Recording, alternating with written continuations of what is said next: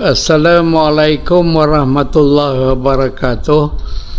Bertemu lagi dalam tazkirah ringkas pada hari ini. Hari ini kita cuba mengupas tajuk akhlak karimah asas pembangunan rijal atau manusia. Rijal atau manusia memiliki potensi diri untuk dibangunkan. Terdapat hikmah yang besar. Allah kurniakan akal kepada manusia supaya pemikiran berkembang dan ilmu dijana atau diperolehi. Tentu ada rahsia mengapa kalbu dan perasaan dijadikan oleh Allah supaya akal budi saling menyantuni dan menghasilkan amal. Amal soleh adalah sesuatu yang dituntut kerana ia berkaitan dengan pola pelakuan dan gelagat manusia. Manusia sebenarnya tidak segala-gala. Ilmu dan pengetahuan yang ada pada manusia sifatnya terbatas. Manusia memerlukan petunjuk dari Khalik, iaitu yang Maha Mencipta. Petunjuk daripada Allah dalam bentuk wahyu memandu manusia untuk tahu perkara-perkara yang tampak dan juga gaib. Akhlak dari sudut Islam tidak sama dengan maksud mores atau moral dalam bahasa Latin dan pengertian Barat. Isu etika juga bergantung sudut mana ianya dilihat. Kerana akhlak itu sifatnya merangkumi, tidak saja ianya memiliki asas kepercayaan iaitu tauhid, tetapi watak tauhid itu terpancar.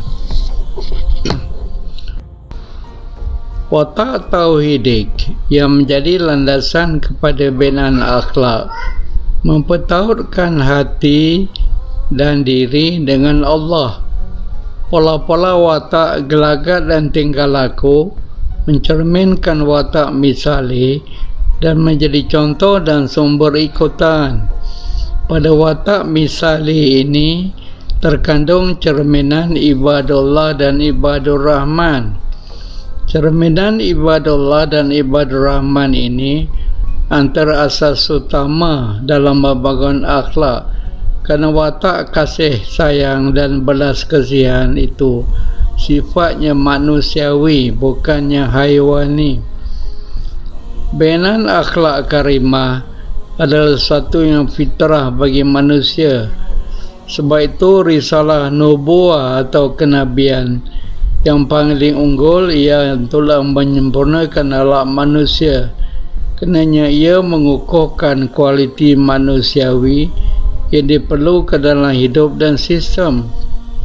Kualiti manusiawi tidak saja menyentuh tentang upaya berfikir dan menjana ilmu yang tinggi, benar dan bermanfaat, tetapi keikhlasan hati menghubungkan apa yang dipikir dan pekerti yang terjadi. Kena beriman saja ianya tidak memadai kalau tidak dihubungkan dengan amal soleh. Amal soleh adalah pancaran pola-pola tingkah laku dan watak yang di dalam redanya. Apabila kita menghubungkan sesuatu percakapan dan perbuatan kerananya ikhlas kerana Allah yang menggambarkan sifat ikhlas yang tinggi.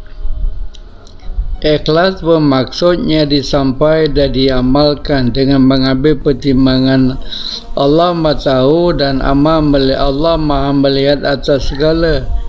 Ikhlas adalah asas kekuatan membentuk akhlak manusia apabila sandarannya adalah kepada Allah.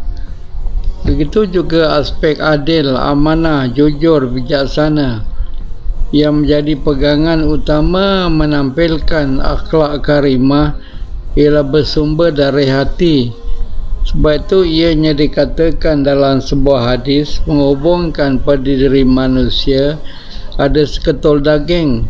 Baik daging itu baiklah pekerti manusia dan ia ini dirujuk sebagai hati.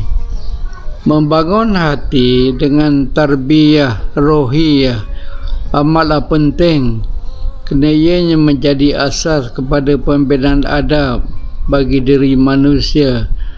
Rasulullah SAW dalam hadisnya menyebut, "Adabani Rabbi fa asana ta'dibi." Ya Allah, didiklah aku dengan didikan yang terbaik.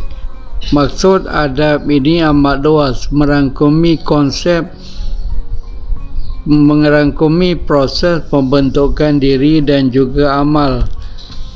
Bagi setengah sarjana Islam, adab itu terhubung dengan disiplin fikir, disiplin hati dan disiplin amal. Bagaimana hasil pemikiran dan proses pencernaan ilmu memberi kesan terhadap kebenaran dan ilmu yang bermanfaat, supaya ia mempunyai keserasian dalam proses pembangunan hati atau kalbu serta rijal atau manusia.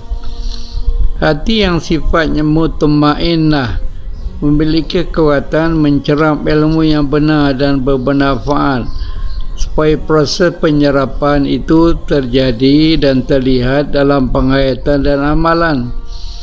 Dalam tradisi Islam, perbuatan dan amalan terhubung dengan dimensi menegak hablum minallah dan juga dimensi merentas hablum minannas. Dimensi atau aksis ini merupakan ramuan penting dalam membentuk tasawur Islami dan sifatnya sepadu atau integratif. Dimensi integratif tidak saja melihat aspek benda atau material sebagai bermanfaat, tetapi jangan bersifat kebendaan dan melupakan amanah hamba dan khalifah. Dimensi kesepaduan integratif mendidik manusia supaya tidak melampau dengan hal-hal duniawi, tetapi sentiasa ingat akan faktor ukhrawi di mana manusia bakal berada. Ianya menjadi sumber penting dalam binaan akhlak karimah. Tanpa landasan ini, sifat nisyan atau kelupaan dan ghaflah atau lalai manusia bakal menyebabkan kejauhan dari manusia terhadap sifat ubudiyah, kepatuhan kepada Allah, dan menyebabkan kualiti haiwani menjadi pedoman dan pegangan. Akhirnya ia boleh merosakkan akidah tauhid, apalagi akhlak karimah yang menjadi keutamaan dalam kerangka hidup yang Islami. Assalamualaikum warahmatullahi wabarakatuh.